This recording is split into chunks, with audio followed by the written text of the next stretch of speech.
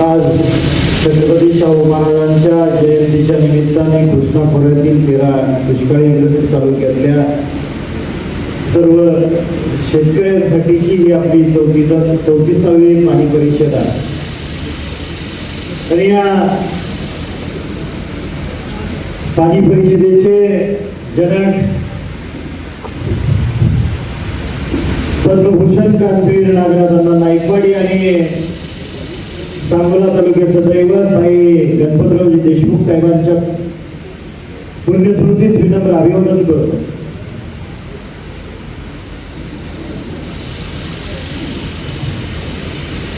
ही पाणी परिषद शाहू महाराजांच्या जयंतीच्या निमित्ताने घेण्यामागचा उद्देश हा होता की शाहू महाराजांनी बहुजन समाजातल्या गोरगरीब घटकांना न्याय देण्यासाठी काम केलं. आज कोल्हापूर जिल्ह्यामधल्या असंख्य नागरिकांना शाहू महाराजांची आठवण रोज होत असेल. कारण आज राधा नगरीसारखं धरण सुद्धा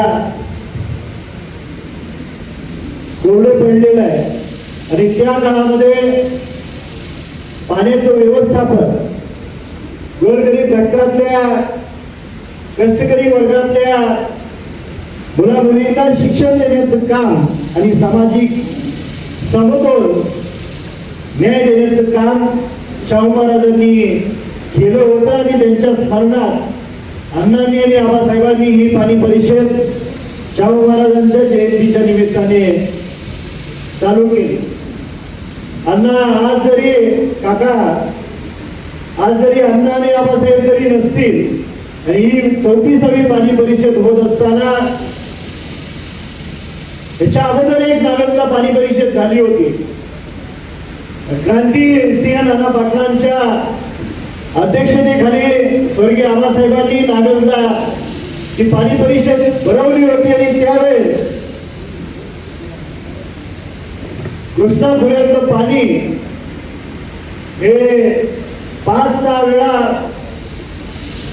उपसा सिंचन करून जत आणि सांगोल्यासारख्या मंगळवेढ्यासारख्या तालुक्यातल्या शेतकऱ्यांच्या शेतामध्ये मिळालं पाहिजे अशी घोषणा केली होती. आणि त्यावेळेचे तत्कालीन मुख्यमंत्री असतील आणि मंत्रिमंडळातल्या सर्व लोकांनी चेष्टा केली होती. आणि त्यानंतर नागनाथ अण्णांच्या सोबतीनं आबासाहेबांनी 1993 पासून या पाणी परिषदा चालू केल्या. आज या 34व्या पाणी परिषदेच्या निमित्ताने मंचावर उपस्थित या पाणी परिषदेचे अध्यक्ष सन्माननीय काळुंगे सर, सन्माननीय वैभव काका, सन्माननीय विक्रम दादा, सन्माननीय राजेंद्र अण्णा, सन्माननीय गौरव भाऊ, सन्माननीय डॉक्टर अनिकेत, सन्माननीय आनंदराव बापू पाटील, सन्माननीय आर.एस. चोपडे सर, सन्माननीय विश्वंभर बाबर सर, बाळासाहेब नाईकवाडी, सन्माननीय तुकाराम बाबा महाराज, सन्माननीय ॲडव्होकेट बिराप्पा जाधव, सन्माननीय शिवानंद पाटील, सन्माननीय ॲडव्होकेट भारत पवार, दत्ताजी जाधव, सन्माननीय सी.पी. गायकवाड, सन्माननीय व्ही.एस. देशमुख, सरफराज भागवान आणि सर्व उपस्थित मंचावरील सर्व मान्यवर, समोर बसलेले सर्व वेगवेगळ्या तालुक्यातून आलेले शेतकरी बंधू, माता भगिनी, वडीलधारी मंडळी, तरुण सहकारी मित्र,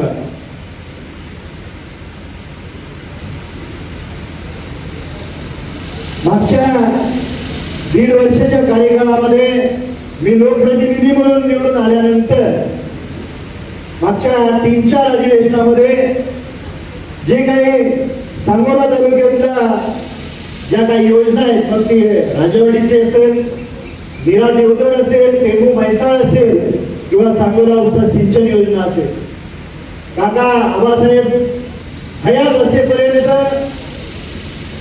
सांगोला उपसा सिंचनची मान्यता मिळाली. आणि मी आमदार झाल्यानंतर पहिल्या 6 महिन्यामध्ये त्याचं उद्घाटन झालं. ही 2 टप्प्यामध्ये सांगोला उपसा सिंचन योजना आहे. पहिल्या टप्प्याचं काम चालू आहे. दुसऱ्या टप्प्यामध्ये पुढच्या काही महिन्यामध्ये 100-125 कोटी रुपये आपल्याला शासन देणार आहे. आणि त्या अगोदर टेंबू आणि म्हैसाळची योजना अस्तित्वात आली. आता समाधान दादा नाही, पण त्यांनी भाषणामध्ये सांगितलं आणि विक्रम दादांनी सुद्धा सांगितलं की या म्हैसाळचं पाणी सांगोला असेल, त्यानंतर मंगळवेढा आणि जत पर्यंत पोहोचलं. हे 1993 साली ज्यावेळेस अण्णांनी आबासाहेबांनी घोषणा केली त्यावेळेस बऱ्याचशा मंडळींना हे स्वप्नवत वाटत होतं. आज ते अस्तित्वात उतरते.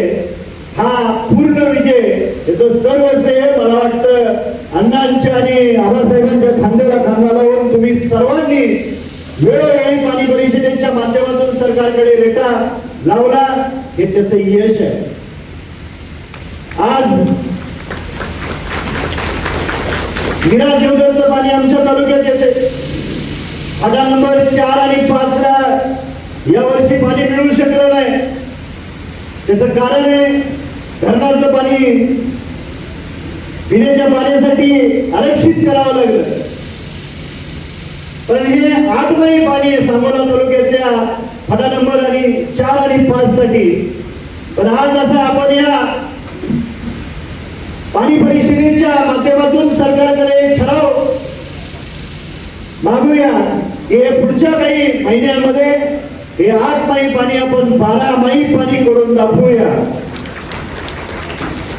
पुढच्या काही आठवड्यामध्ये तुम्हाला सांगायला मला आनंद होतोय की पीडीएमच्या माध्यमातून मीरा देवधरचं पाणी हे बहुत चिकमोहन पर्यंत येणार आहे.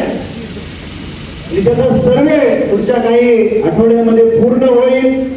त्याची पूर्ण मान्यता मिळालेली आहे आणि त्याला पैसेही मिळालेले आहेत. निश्चितपणे भविष्य काळामध्ये मीरा देवधरचं पाणी पीडीएमच्या माध्यमातून बहुपर्यंत येईल आणि तिथून पुढच्या काही महिन्यांमध्ये 4 नंबर फटा हा पूर्ण पीडीएमच्या माध्यमातून पाणी शेतकऱ्यांच्या बांधापर्यंत नेण्याचा आपल्या सर्वांचा तो निश्चय आहे. आणि त्याच्यासाठी आज आपण या पाणी संघर्ष चळवळीच्या परिषदेच्या माध्यमातून सरकारकडे हा ठराव करूया की लवकरात लवकर मीरा देवधरचं पाणी पीडीएम म्हणजे पाईपलाईनच्या माध्यमातून सांगोला तालुक्याला मिळण्यासाठी सरकारने लवकरात लवकर निधी उपलब्ध करून द्यावा. त्याचबरोबर जी काही टेंबू आणि म्हैसाळची वंचित काही गावं आहेत, विशेष करून बुर्डेवाडी आणि राजापूरला तिकडच्या बाजूला जरा चढाव असल्या कारणाने त्या ठिकाणी पाणी घेऊन जाताना अडचणी येत आहेत. पण त्याचाही मार्ग लवकरात लवकर आपण भविष्य काळामध्ये काढूया. विशेष करून आपण खूप दिवसापासूनची आपली मागणी आहे की मान आणि कोरडेला कॅनॉलचा दर्जा द्यावा आणि मान आणि कोरडेवरती बॅरेजेस बंधारे बांधून त्या बॅरेजेस मध्ये पाईपलाईनच्या माध्यमातून ती सर्व बंधारे भरून देण्यात यावे. आज आपण या पाणी परिषदेच्या माध्यमातून सरकारकडे तीही मागणी मानवाने ठराव मागूया. त्याचबरोबर टेंबू आणि म्हैसाळच्या योजना प्राथमिक स्वरूपामध्ये टेंबूची योजना ही त्याच्यासाठी 5-6 टप्प्यामध्ये आपल्याला उपसा करावा लागतो, उचलावं लागतं आणि ते पाणी आपल्यापर्यंत येतं, आमच्या सांगोला जत मंगळवेढ्यापर्यंत येतं. तर त्याच्यासाठी लागणारी जी वीज आहे त्याचं शेतकऱ्यांकडून ते पैसे वसूल केले जातात किंवा सरकारला दुष्काळाच्या काळामध्ये ते भरावे लागतात. तर याच्यासाठी ही पूर्ण टेंबू आणि म्हैसाळची योजना ही सौर ऊर्जेवरती आपल्याला करून देण्याचा हा ठराव आपण पाणी परिषदेच्या माध्यमातून सरकारकडे करूया. त्याचबरोबर आता समाधानदारांनी त्याच्याकडे थोडं लक्ष वेधलं की यावर्षी एल निनोचा प्रभाव हा जगभरात आहे आणि जगभरात असल्या कारणाने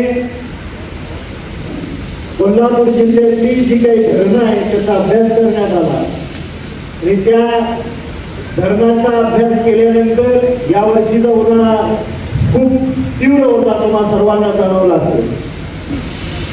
धरणातलं पाणी बाष्पीभवनाच्या माध्यमातून 30% त्याचं बाष्पीभवन झालेलं आहे. हे खरं तर शेतकऱ्यांच्या दृष्टीनं खूप गंभीर बाब आहे.